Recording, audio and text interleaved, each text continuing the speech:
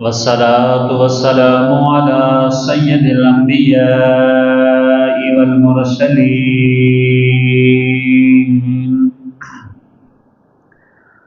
وعلى آله وأصحابه أجمعين. أما بعد فأعوذ بالله من الشيطان الرجيم. بسم الله الرحمن الرحيم.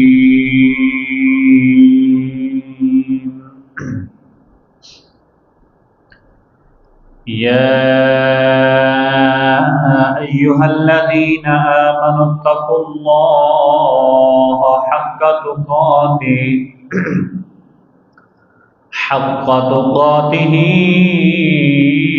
ولا تموتن إلا وأنتم مسلمون. صدق الله مولانا العظيم وصدق رسوله النبي الكريم الأمين. قال الله تبارك وتعالى في شان حبيبه مخبرا وآمرا: إن الله وملائكته يصلون على النبي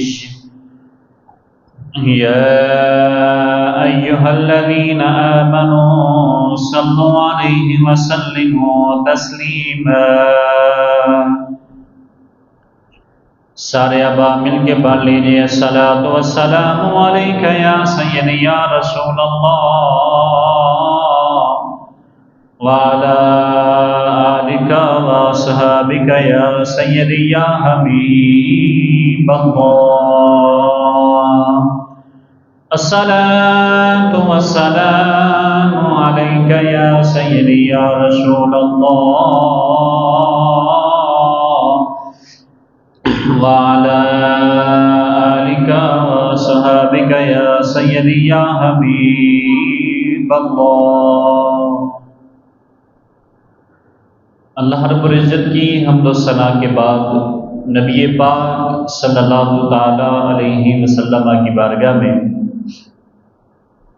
درود و سلام کا نذرانہ عقیدت پیش کرنے کے بعد میرے نہایت ہی معزز سامعین کرام، السلام علیکم ورحمۃ اللہ وبرکاتہ.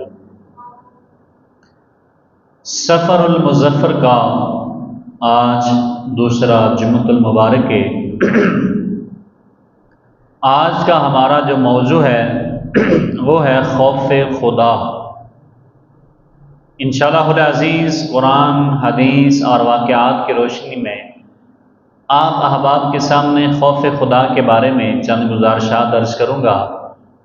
دعا ہے رب تعالی حق سچ بیان کرنے کی توفیق نصیب فرمائے. اللہ پاک ہم سب کے دلوں میں اپنا خوف پیدا فرمائے. اللہ ہم سب کو اپنی معرفت نصیب فرمائے. اللہ ہم سب کے دلوں میں اپنا خوف پیدا فرمائے. قرآن عزیز فرقان حمید کی ایک آیت مقدسہ آپ احباب کے سامنے تلاوت کرنے کا شرف حاصل کیا. جو ہمارے موضوع کا عنوان ہے اسی کے مطابق ایک آیت مقدسہ قرآن پاک سے میں نے پڑھی ہے: یا ایھا الذین آمنوا اتقوا اللہ. اے ایمان والو اللہ سے ڈرتے رہو. حق تقاتہ، اس طرح ڈرو جس طرح ڈرنے کا حق ہے. ولا تموتن، اور نہ مرنا، الا مگر، وانتم مسلمون، مسلمان.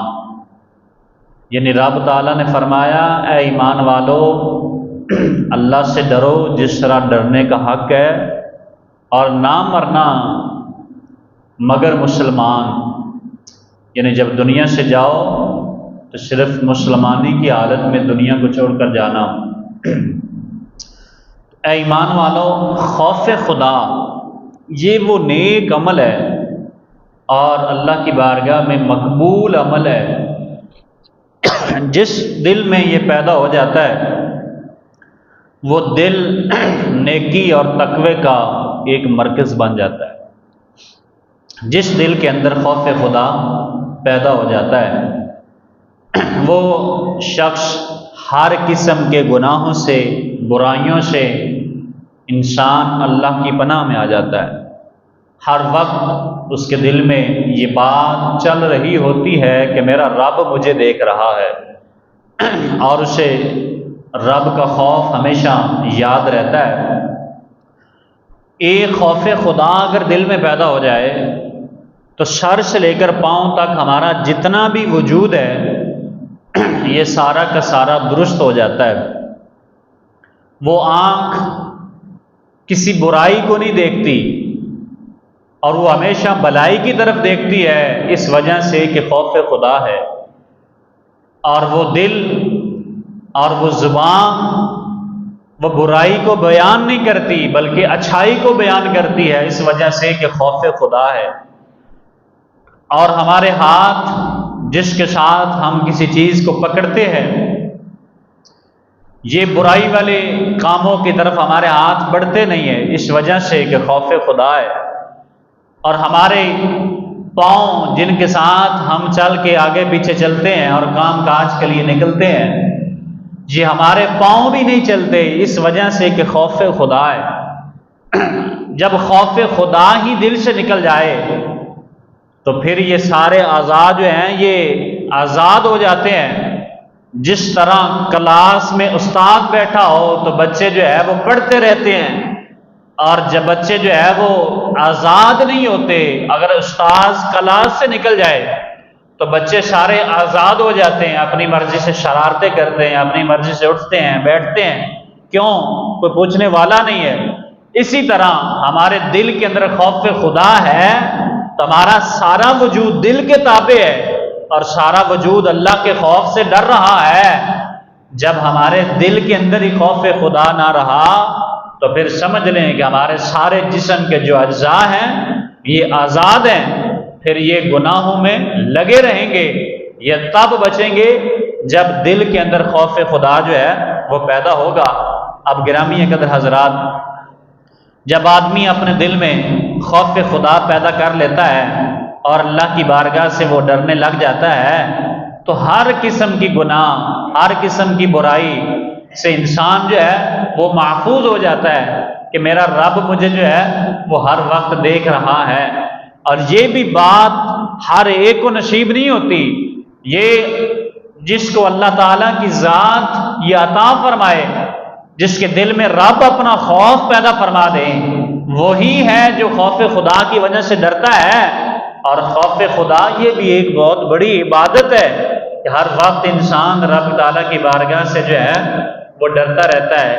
کسی سے کلام کرتا ہے تو ڈرتا ہے، کسی کی بات کو بیان کرتا ہے تو ڈرتا ہے، کسی کے مال کو دیکھتا ہے تو ہاتھ نہیں لگاتا، کسی کی عزت پہ جو ہے وہ ہاتھ نہیں ڈالتا، کسی کی عزت کا جو ہے وہ جنازہ نہیں نکالتا، اس وجہ سے کہ میرا رب مجھے دیکھ رہا ہے، کہیں ایسا نہ ہو میرا رب مجھ سے ناراض نہ ہو جائے۔ اور جس بندے کے دل کے اندر رب ہے وہ انسان اللہ کی بارگاہ میں بڑا نیک اور متقی اور پرہیزگار ہے۔ اب گرامی قدر حضرات، اب ایک آیت یہ ہے، اب دوسری آیت مقدسہ جس میں رب تعالیٰ نے ارشاد فرمایا۔ اب دیکھیں کائنات کا اصول ہے، ہم نمازیں پڑھتے ہیں، رب تعالیٰ اس کے بدلے ہمیں ایک جنت عطا فرمائے گا، ہم نیک اعمال کرتے ہیں اس کے بدلے رب ہمیں ایک جنت عطا فرمائے گا، ہم روزے رکھتے ہیں اللہ تعالیٰ ہمیں جنت نصیب فرمائے گا۔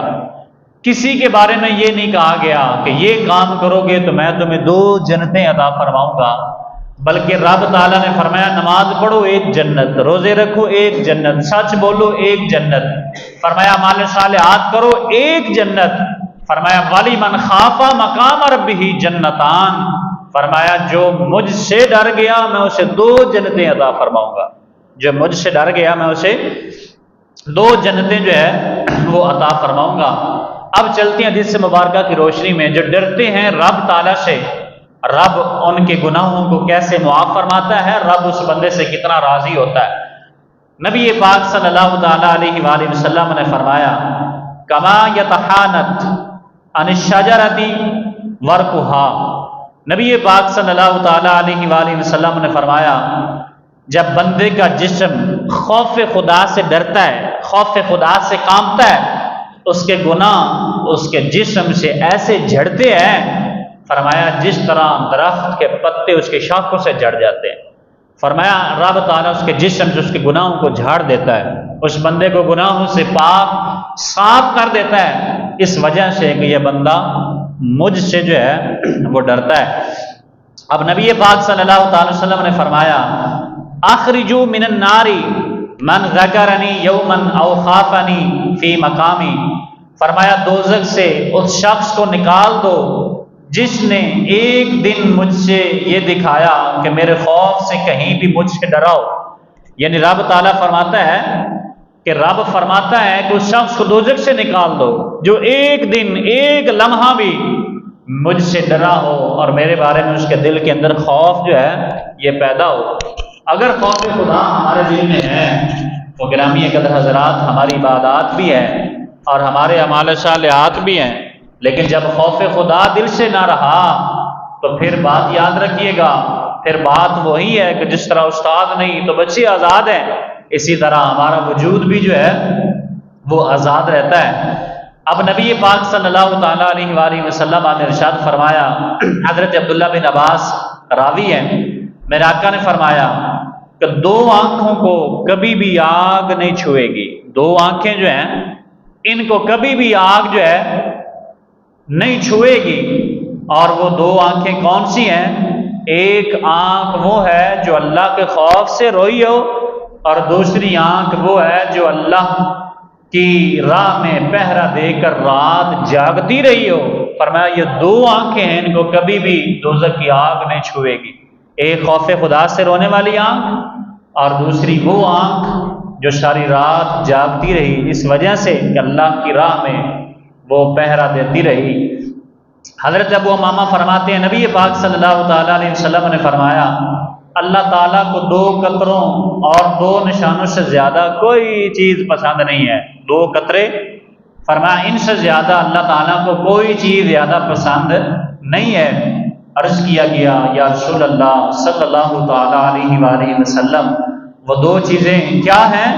تو نبی پاک نے فرمایا اللہ تعالیٰ کے خوف سے بہنے والا وہ آنسو، وہ قطرہ، فرمایا یہ اللہ کی راہ میں بہنے والا خون کا قطرہ، یہ 2 قطرے ایسے ہیں جو رب تعالیٰ کو بڑے پسند ہیں، ایک اللہ کی راہ میں بہنے والا ہماری آنکھ سے پانی کا قطرہ، اور دوسرا اللہ کی راہ میں بہنے والا خون کا قطرہ، یہ 2 قطرے ہمارے رب کو ہم بڑے پسند ہیں۔ اب گرامی قدر حضرات آگے حضرت ابو ہریرہ فرماتے ہیں نبی پاک صلی اللہ تعالیٰ علیہ وآلہ وسلم نے ارشاد فرمایا کہ مجھے اپنی عزت کی قسم ہے میں اپنے بندے پہ کبھی بھی 2 خوف اکٹھے نہیں کروں گا، کبھی بھی 2 خوف اکٹھے جمع نہیں کروں گا۔ اب وہ کیا ہے؟ فرمایا اگر وہ بندہ دنیا میں مجھ سے ڈرتا رہا تو فرمایا قیامت کے دن میں اس کا ڈر یہ ختم کر دوں گا۔ فرمایا اسی طرح اگر کوئی بندہ دنیا میں مجھ سے نہ ڈرا تو آخرت کے دن وہ ڈرتا رہے گا۔ فرمایا یہ نہیں ہو سکتا کہ بندہ دنیا میں بھی ڈرتا رہے اور آخرت میں بھی ڈرے، فرمایا 2 خوف میں اپنے بندے پہ کبھی بھی جمع نہیں کروں گا۔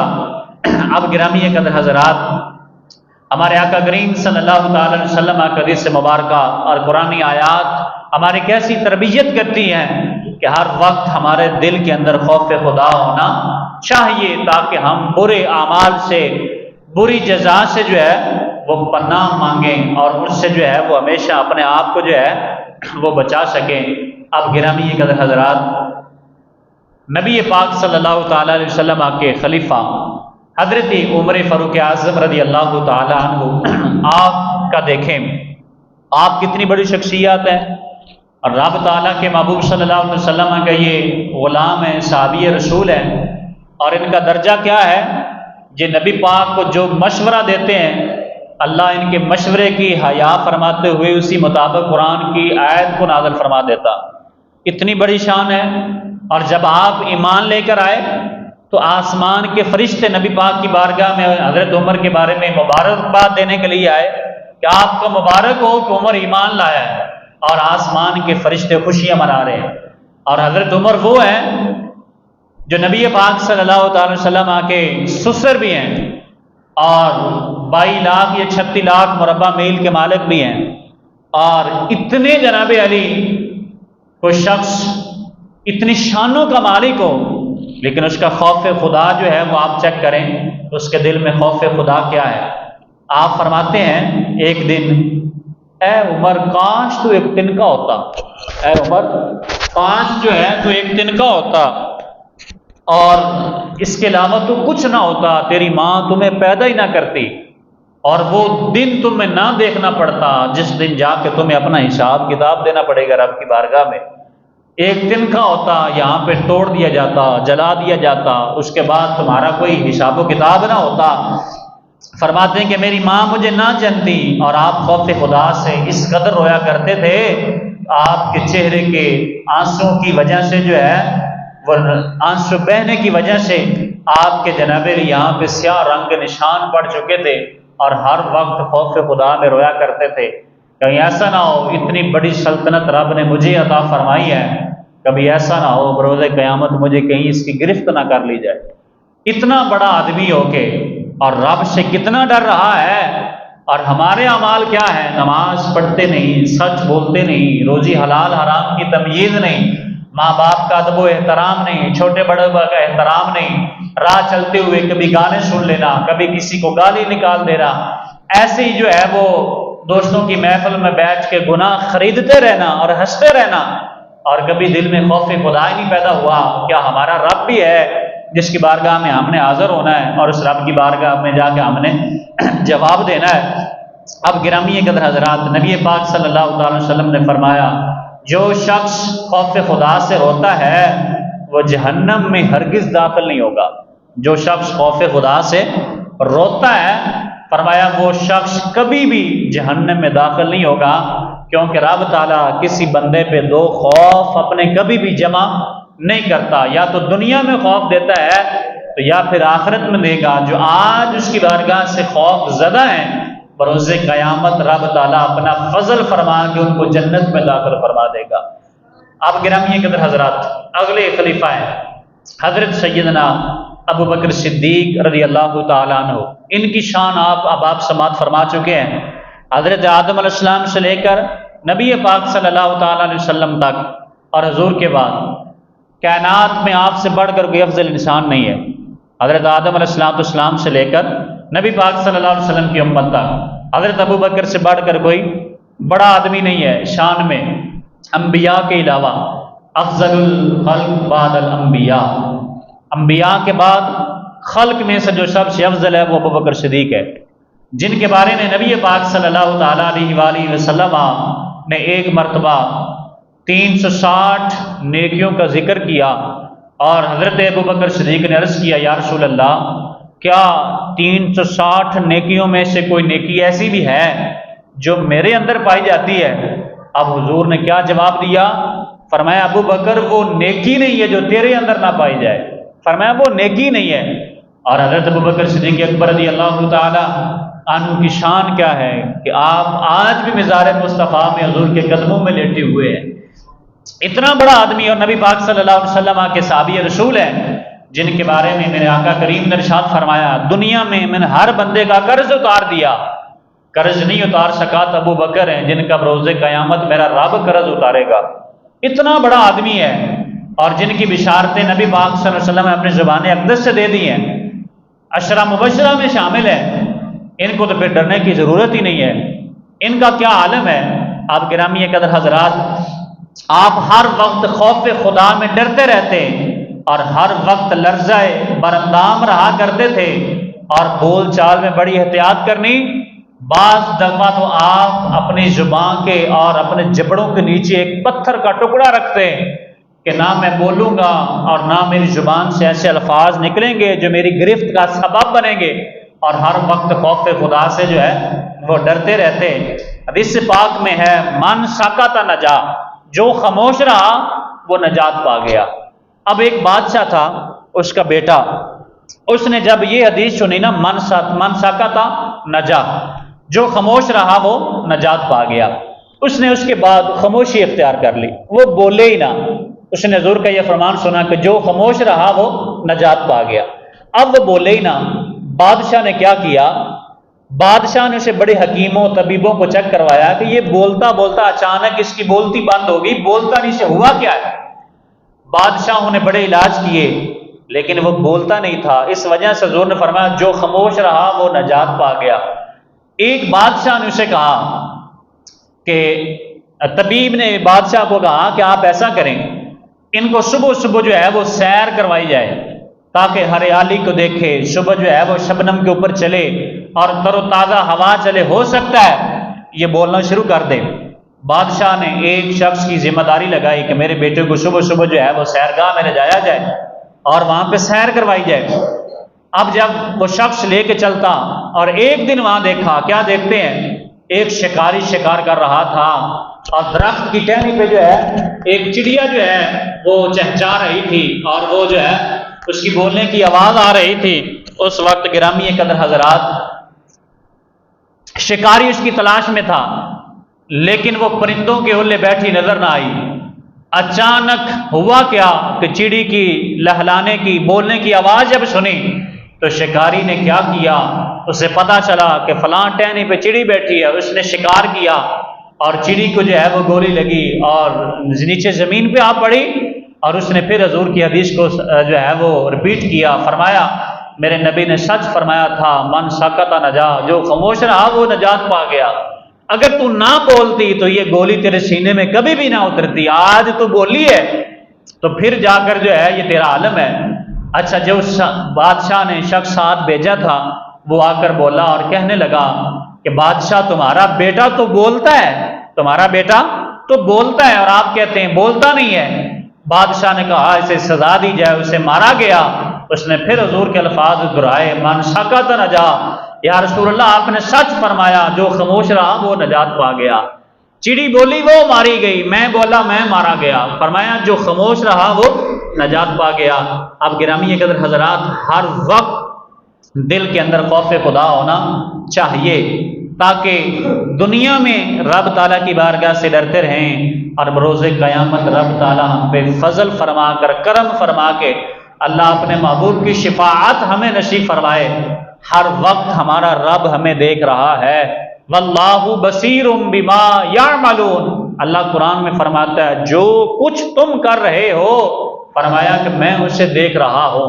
میں کوئی کام کرتا ہوں، کسی کی آپ عبادت گاہ کو یا کسی کی اچھائی کو یا کسی کا پرہیزگار ہونا، کسی کا متقی ہونا، آپ یہ یاد رکھیے گا کہ یہ لوگوں کے درمیان نہ دیکھیں کہ میں آپ کے سامنے بڑا اچھا ہوں، آپ جناب علی میں آپ کو دیکھوں گا کہ آپ بڑے اچھے ہیں، لیکن پاک دامنی کا اور اس وقت پتہ چلتا ہے جب انسان تنہائی میں ہو، جب رب کے علاوہ کوئی آنکھ دیکھ نہ رہی ہو، اس وقت پتہ چلتا ہے کون نیک ہے اور کون برا ہے۔ لوگوں کے سامنے تو میری اور آپ کی مجبوری ہے ایک دوسرے کے عیبوں سے بچنے کے لیے تاکہ ہمارا عیب کسی کے پاس نہ چلا جائے۔ اب گرامی قدر حضرات ہمارا رب ہمیں دیکھ رہا ہے۔ امام غزالی رحمۃ اللہ علیہ آپ روایت فرماتے ہیں کہ بنی اسرائیل کا ایک شخص تھا، وہ کسی ایک عورت کا جو ہے عاشق ہوا اور وہ عورت قافلے سے سفر دور کرنے کی غرض سے جانے لگی۔ اب اس نے دیکھا اور اس نے بھی جو ہے عورت کی محبت میں اپنا ساز و سامان باندھا اور قافلے کے ساتھ جو ہے یہ روانہ ہو گیا۔ اب راستے میں چلتے چلتے ایک مقام ایسا آیا جہاں پہ قافلے نے پڑاؤ کیا اور یہ عاشق تھا، اس نے موقع تلاش کرتے ہی اس عورت کے پاس جا کر پہنچا اور اسے جا کے کہنے لگا کہ میں اس قافلے کے ساتھ اگر آیا ہوں تو صرف تمہاری وجہ سے آیا ہوں، ورنہ مجھے اس قافلے میں کوئی اور ذاتی کوئی کام نہیں ہے۔ تو لہذا میں تمہیں ملنا چاہتا ہوں، یعنی زنا کرنا چاہتا ہوں، تم سے میں پیار کرنا چاہتا ہوں۔ تو انہوں نے کہا میں حاضر ہوں، لیکن ایک بات یاد رکھیں کہ جتنے قافلے والے ہمارے ساتھ ہیں، کیا دیکھیں تو صحیح کوئی قافلے والوں میں سے کوئی جاگ تو نہیں رہا، کہیں ایسا نہ ہو ہم گناہ میں مبتلا اور قافلے والا ہمیں آ کے کوئی پکڑ لے۔ وہ نوجوان اٹھا اور اٹھ کر اس نے نظر ماری، کہا پریشان ہونے کی بات نہیں ہے، بے فکر ہو جائیں، قافلے والے تھکے ہوئے ہیں اور سارے آرام کر رہے ہیں۔ اس عورت نے کہا اچھا یہ تو بتاؤ سارے سو گئے ہیں؟ اس نے کہا سارے قافلے والے سو گئے ہیں۔ اس عورت نے کہا کیا یہ بھی بتاؤ ہمارا رب بھی سو گیا ہے؟ کیا ہمارا رب ہمیں نہیں دیکھ رہا؟ اس نے کہا ہمارا رب تو ہمیں دیکھ رہا ہے۔ اس نے کہا پھر ساری کائنات سو جائے۔ اللہ لا الہ الا هو الحی القیوم لا تأخذہ سینۃ ولا نوم، فرمایا جو ہمارا رب ہے وہ زندہ ہے اور ہمیشہ رہنے والا ہے، سینۃ ولا نوم، نہ اسے نیند آتی ہے نہ اسے جو ہے وہ اونگ آتی ہے۔ فرمایا جس رب کو ہم مانتے ہیں کوئی دیکھے یا نہ دیکھے ہمارا رب ہمیں دیکھ رہا ہے، لہذا میں گناہ نہیں کروں گی۔ یہ بات جب اس کے دل پہ لگی، اس نوجوان نے وہاں سے نکلا اور رب کی بارگاہ میں توبہ کی، اور توبہ کرنے کے بعد جب اس کا انتقال ہوا تو کسی نے اسے خواب میں دیکھا، بتاؤ تمہارے ساتھ کیا بنی؟ کہتا ہے کہ رب نے مجھے معاف فرما دیا ہے، رب نے مجھے معاف فرما دیا ہے۔ کہا کس وجہ سے؟ کہا اور تو کوئی نیکی کام نہیں آئی، بس جو ایک رب کے ڈر کی وجہ سے میں نے گناہ چھوڑا تھا، اس وجہ سے آج رب نے اس نیکی کے بدلے مجھے معاف فرما دیا ہے۔ اسی طرح حضرت یوسف علیہ السلام کو جب زلیخا نے بلایا کہ آؤ گناہ کی طرف، ہی تلک آؤ گناہ کی طرف، اب زلیخا کے سر پہ جو دوپٹہ تھا اس نے وہ اتارا، اور اتار کر کیا کیا، اس کا جو خدا تھا جھوٹا بت پتھر کا بنا ہوا اس کی آنکھوں پہ ڈال دیا۔ یوسف علیہ السلام نے فرمایا یہ کیا کیا ہے؟ تو زلیخا نے کہا یہ میرا خدا ہے اور میں اس خدا سے حیا کرتی ہوں، لہذا میں گناہ کرنے لگی ہوں، اس وجہ سے میں نے اس کی آنکھوں پہ پٹی ڈال دی ہے، پردہ ڈال دیا ہے تاکہ مجھے دیکھ نہ سکے۔ یوسف علیہ السلام نے فرمایا جس خدا کو تو مانتی ہے وہ دیکھتا بھی نہیں، تو پھر بھی اسے اتنا حیا کرتی ہے تو اس کی آنکھوں پہ آپ نے پگڑا ڈالا ہے۔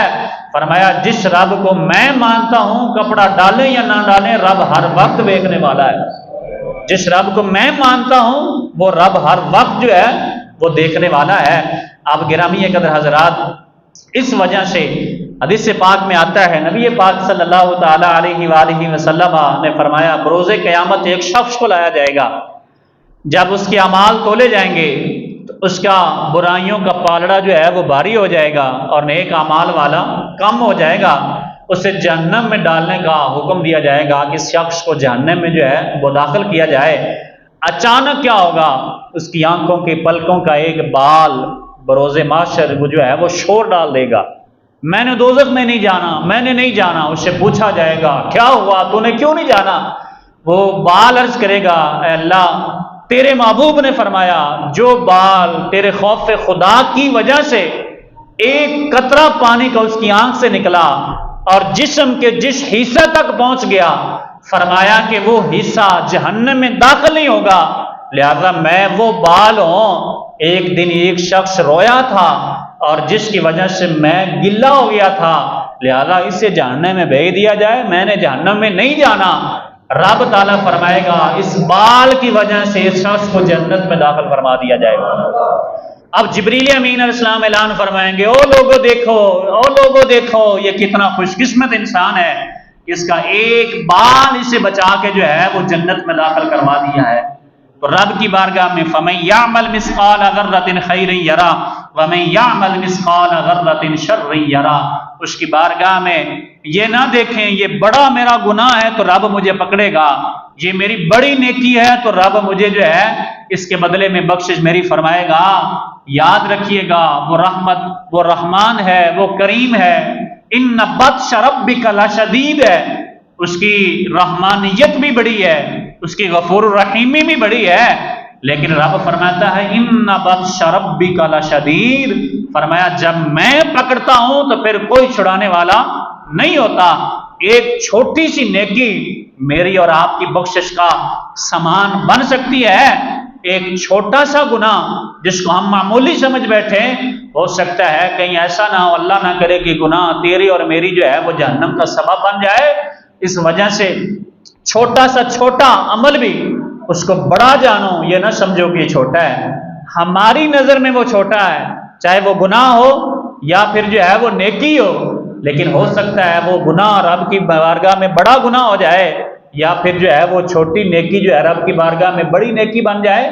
بخاری شریف کے اندر حدیث سے مبارکہ پہلے بھی عرض کر چکا ہوں کہ ایک طائفہ وہ گزر رہی ہے اور اس نے دیکھا کتا بیٹھا ہے اور وہ ہانک رہا ہے اور کنویں کے منہ پہ بیٹھا ہے۔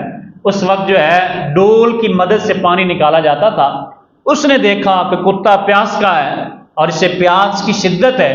اس نے دیکھا دائیں بائیں کچھ نظر نہ آیا، اس نے اپنا دوپٹہ اتار کر اور اپنی خف جوتی جو ہے اس کو باندھا اور اس سے جو ہے وہ تھوڑا بہت چمڑے کی جوتی ہوتی اس وقت تھوڑا سا جو ہے وہ پانی نکالا اور کتے کو پلایا اور کتا چلنے کے قابل ہو گیا۔